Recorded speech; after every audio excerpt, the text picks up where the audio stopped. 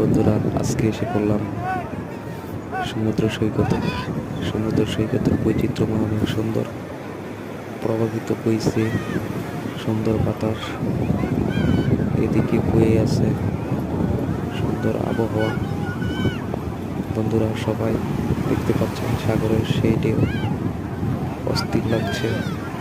আজকের এই তোর দিক ধরা আবহাওয়া লাগতো দেখে না, তুই অমনে থাক। সবাই এদিক ওদিক ছুটাছুটি করছে। আমি এখানে বসে আনন্দ উদযাপন করছি।